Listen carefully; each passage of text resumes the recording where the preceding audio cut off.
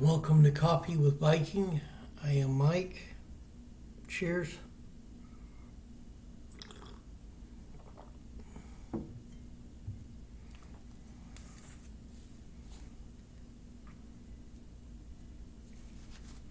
And today we're going to do a breakdown of the book of Ruth. Ruth, the Arab mother of Israel's kings. Escaping a drought in Bethlehem, a husband and wife take their two sons east into Moab, a territory in what is now Jordan. There the sons marry Moabite women, but within 10 years all three men are dead, leaving their widows destitute. The elderly mother, Naomi, decides to walk back to Bethlehem, perhaps hoping a relative will take her in. She advises her daughters-in-law Ruth and Orpah to go home to their mothers. Orpah reluctantly agrees, but Ruth insists on staying with Naomi. After the two women arrive in Bethlehem, a rich farmer named Boaz takes an interest in Ruth. He admires her loyalty to Naomi, perhaps partly because he's related to Naomi's dead husband. His interest and admirations are good news for the women because it makes him a prime target for becoming Ruth's next husband. It's ancient Jewish custom for the closest relative of a deceased man to marry the widow to make sure she's cared for. It's an ancient form of social security. Naomi convinces Ruth to propose marriage to Boaz by asking him to fulfill his role as a family redeemer. He gladly agrees. The couple has a son named Obed. He will grow up to become the grandfather of Israel's most famous king, King David. And on this side note here, it says, not Jewish, dressed in the clothes of an Arab Bedouin. This herder's daughter from the early 1900s is no more Jewish than Ruth was, who came from what is now Jordan. Yet Ruth, the great-grandmother of David, became the mother of Israel's most revered family of kings.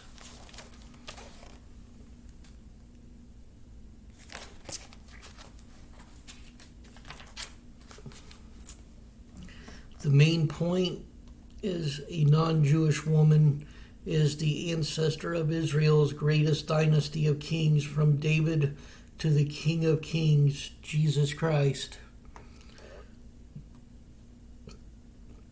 The writer, one of the most beautifully written stories in the Bible, the book of Ruth, never reveals the name of its writer. The date: Ruth probably lived in about 1100 BC, since she was David's great-grandmother, and he ruled as king in about 1000 BC. Bible experts are left to wonder when the story was written. Guesses on the timing start about 950 BC, when David's son Solomon reigned, but some guess the book was written during Israel's exile in Babylon, which is now modern-day Iraq, in the 500s BC. The location: the story shifts from Bethlehem to Moab in what is now Jordan, and then back to Bethlehem.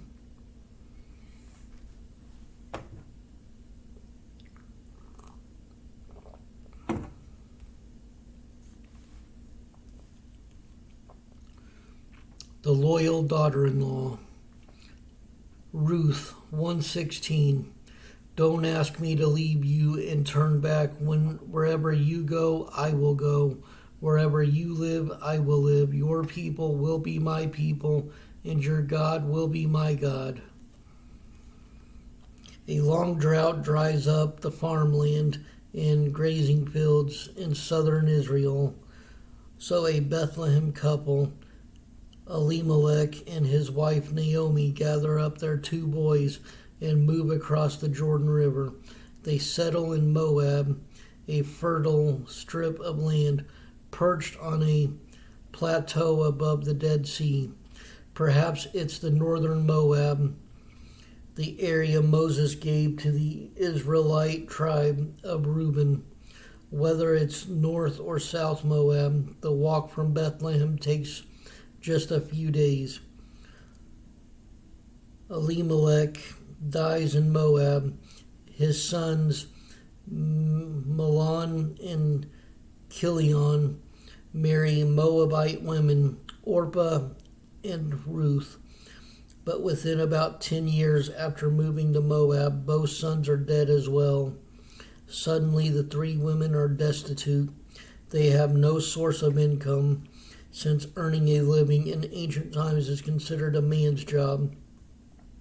Typically, childless widows like Orpah and Ruth would go home to their parents and hope to marry again, and that's what Naomi recommends. She says she'll walk back to Bethlehem to spend her final years with whatever family she has left. Both daughters-in-law begin walking with her, but Naomi eventually talks Orpah into leaving and going home. Ruth, however, refuses to budge. She absolutely won't allow Naomi to make this trip alone. Why Ruth saddles herself with an elderly mother-in-law, the Bible doesn't say. Perhaps she loved Naomi that much, or maybe the home she came from wasn't worth going back to. And on this side note, what's so bad about a Moabite? If God has been looking for a way to impress people with the family tree of Israel's greatest dynasty of kings, he wouldn't have imported the tree from Moab. What king would want to admit that his family got its start from a drunken old man who impregnated his daughter? But that's where the Moabites came from. That's the family heritage that Ruth brought to her wedding with a Bethlehem Jew. When God seared Sodom off the planet, Lot and his 2 daughters ran to the nearby hills and hid in a cave. The girls thought Lot was the last man alive in the area, so they got him drunk and had sex with him. They wanted his family to live on. When the older daughter gave birth to a son, she named him Moab and became the ancestor of a nation known as the Moabites.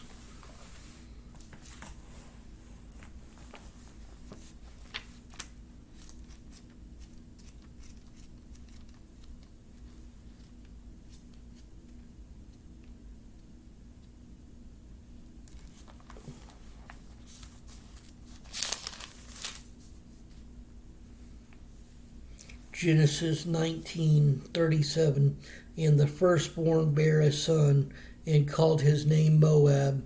The same is the father of the Moabites unto this day.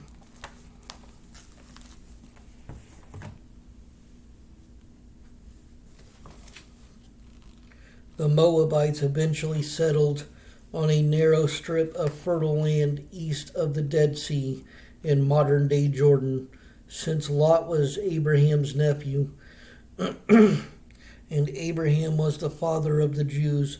The Jewish people considered the Moabites their distant relatives, but these relatives didn't always get along. Right there is a picture of Naomi and Ruth's walk.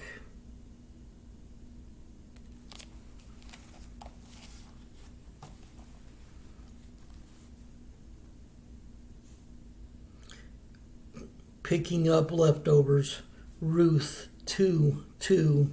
Let me go out into the harvest fields to pick up the stalks of grain left behind by anyone who is kind enough to let me do it.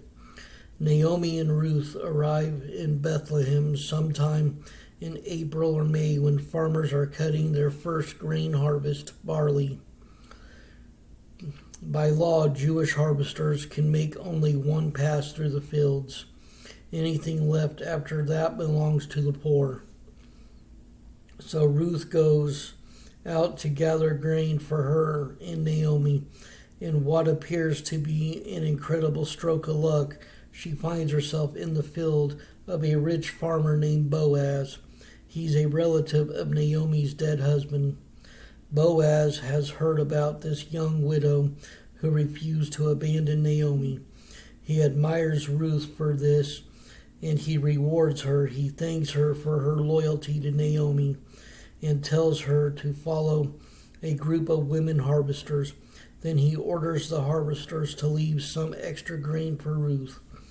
Boaz also invites Ruth to drink from his well whenever she's thirsty and to share the lunchtime meal he prepares for his workers. By day's end, Ruth goes back to Naomi with the story of incredible kindness and half a bushel of grain. Good, Naomi says, stay with this young woman right through the whole harvest. You might be harassed in other fields, but you'll be safe with him. And that was Ruth 2:22.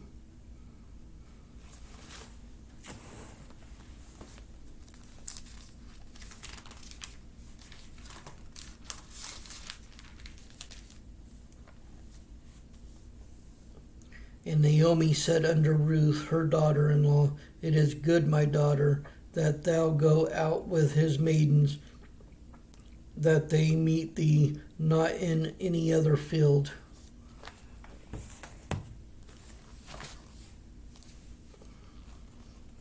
God's Social Security program.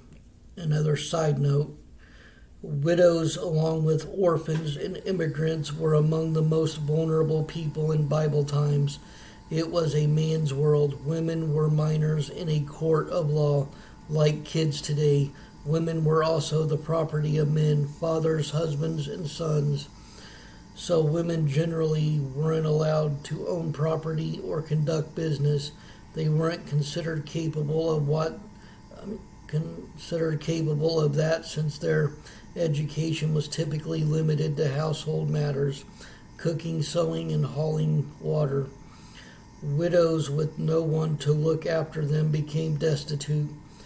Some begged on street corners, others turned to prostitution. God ordered his people to take care of each other with this remarkable goal in mind. There should be no poor among you. Deuteronomy 15:4.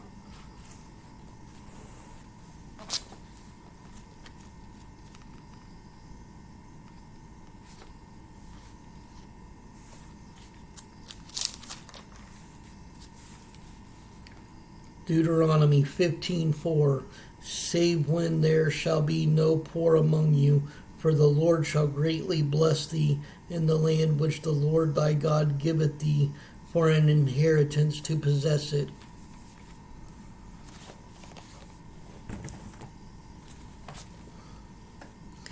And he set up laws to make sure the most vulnerable people got the support they needed. Widows could call on a close relative, such as their husband's brother, to marry them and take care of them. That's exactly what Ruth did.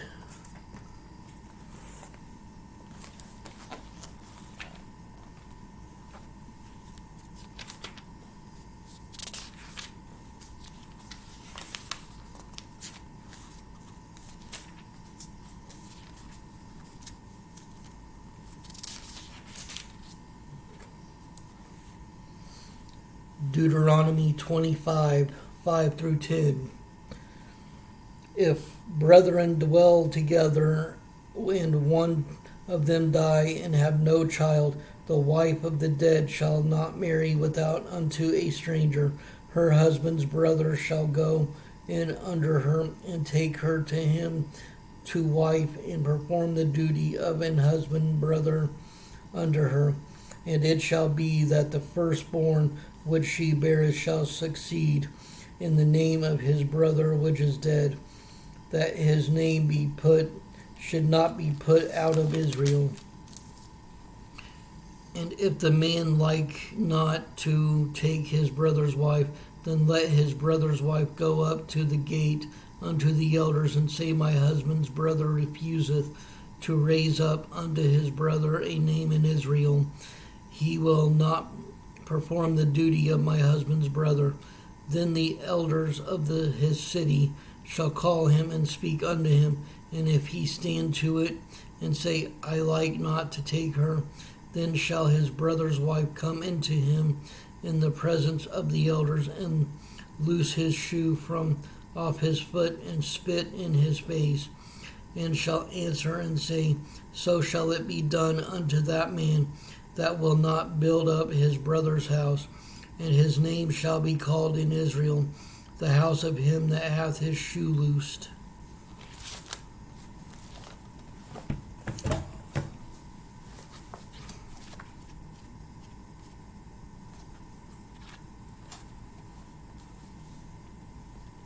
Farmers weren't supposed to harvest every bit of their crops.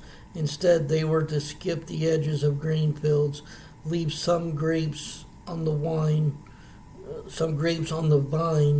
and not pick up grapes that had fallen on the ground. Leave them for the poor and the foreigners living among you.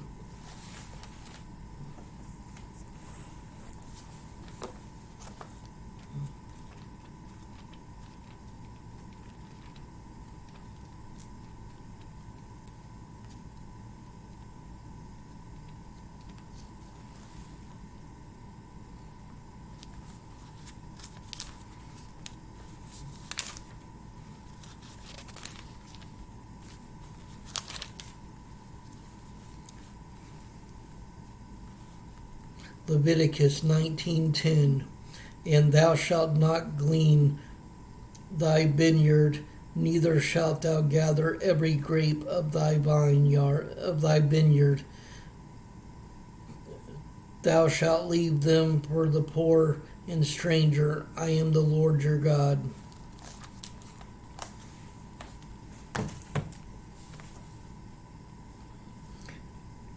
Every third year, a tenth of the harvest was donated and stored for distribution. Some went to living among you, the orphans and the widows in your towns, so they can eat and be satisfied.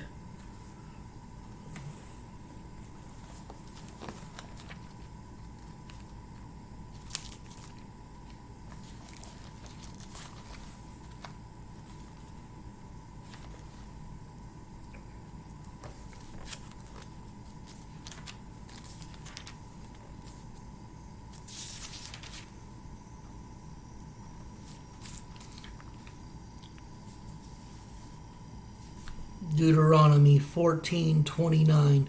And the Levite, because he hath no part nor inheritance with thee, and the stranger, and the fatherless, and the widow, which are within thy gates, shall come and shall eat and be satisfied, that the Lord thy God may bless thee in all the work of thine hand which thou doest.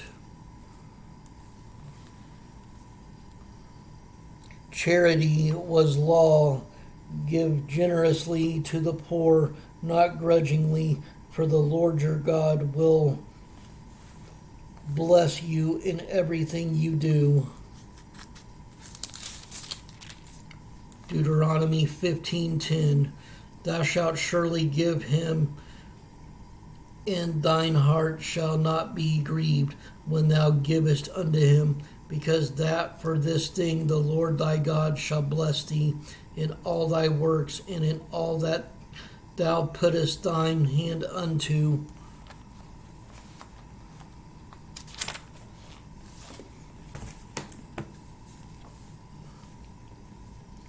Home is a Bethlehem cave. A Bethlehem widow poses for a photo in front of her cave home. For the picture, she switched out her everyday scarf for this white one, the best she owned. frayed and patched but clean. American charity workers had brought her a fuel-fed lamp to use for light and heat. And there's the photo.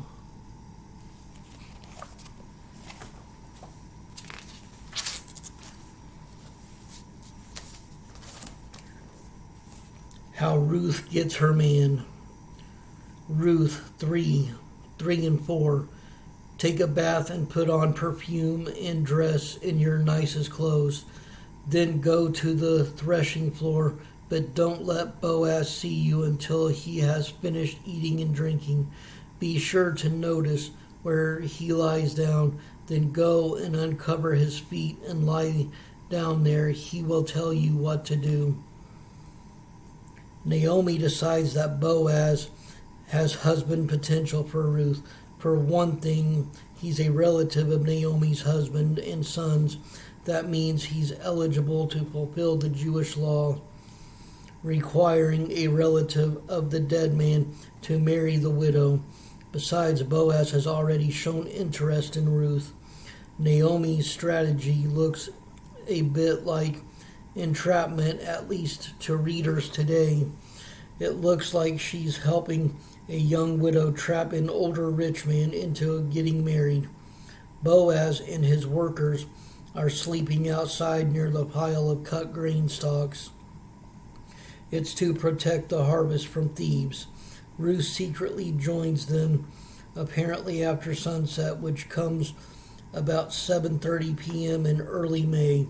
Freshly bathed and sprinkled in the scent of romance, Ruth waits until Boaz falls asleep.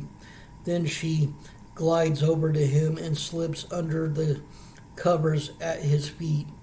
About midnight, Boaz wakes, pleasantly surprised. What pleases him is Ruth's reply after he asks who she is. Ruth 3:9. I am your servant Ruth. Spread the corner of your covering over me, for you are my family redeemer. Now, why this story was written, it's anyone's guess why Ruth's unnamed writer penned this story onto a leather scroll. Fortunately, Bible experts love to guess. Here are a few of their most popular theories. David is the surprising climax of the story, and the reason it was written. The book of Ruth is a great slice of history from the family of Israel's greatest king. 2, it's a captivating story that wonderfully illustrates the value and reward of loyalty.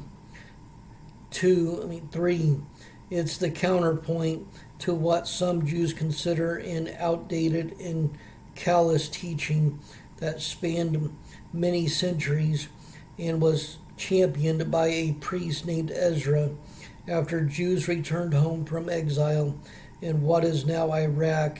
Back then was Babylon. Ezra ordered all Jewish men to divorce their non-Jewish wives. Why the holy race has become polluted by these mixed marriages. But Ruth's story shows that Israel's greatest dynasty of kings came from a mixed marriage. And on this side note, put your cover over me. Following ancient tradition, a Jewish groom extends his prayer shawl to cover his bride. When Ruth asked Boaz to cover her, she was following a tradition throughout the region. The groom would put a cloth over his bride as a symbol of his protection. That reply has something special going for it. It's a sly take off on something Boaz told her earlier. May the Lord, the God of Israel, under whose wings you have come to take refuge, reward you fully for what you have done. And that's in Ruth 2:12. The Hebrew's word for wing and cover are the same. Boaz had said he hoped protective wings by spreading. He hoped God would protect Ruth under his wings. And now Ruth is asking Boaz to become God's protective wing by spreading his cover over her. Boaz, described as an older man, apparently believes that Ruth could have her pick of any number of young men, but she opts for an older man like him to honor Naomi's family tradition. Boaz is liking this lady more and more.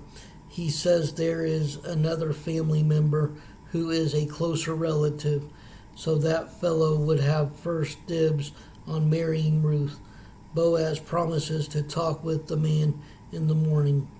Boaz lets Ruth spend the night, but he has her sneak off before daybreak, perhaps to preserve both of their reputations.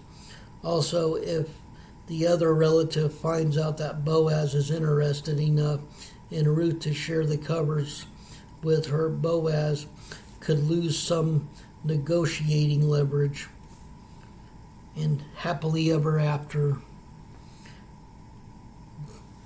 Ruth 4:13 and 17. Boaz took Ruth into his home, and she became his wife. When he slept with her, the Lord enabled her to become pregnant, and she gave birth to a son, and they named him Obed. He became the father of Jesse and the grandfather of David. In front of 10 witnesses at the city gate, Boaz makes an offer to the man first in line to marry Ruth, and Boaz does it with the suave of a warrior leading a surprise attack.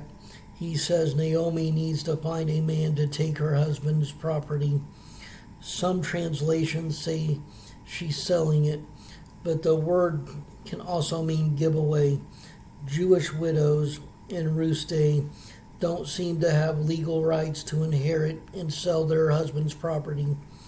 The land passes on to a son, daughter, brother, uncle, or the nearest male relative in that order. Widows aren't on the list. If you want the land, Boaz says, it's yours. But if not, I'm next in line. All right, I'll take it, the man says. Here comes the surprise.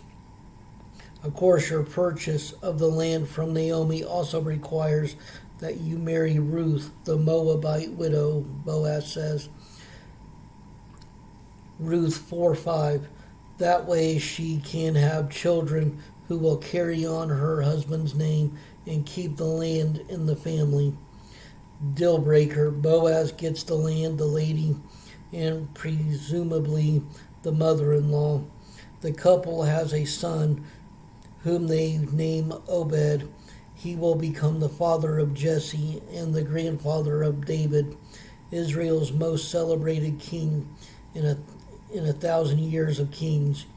Eventually, Ruth will become one of a select 5 women who show up in the published family tree of Jesus.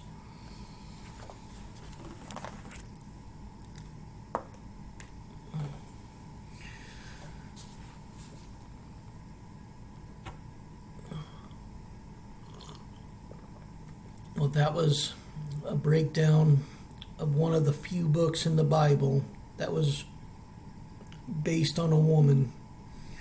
The other one is Esther. 2 incredible books, and I hope you enjoyed this breakdown of the book of Ruth.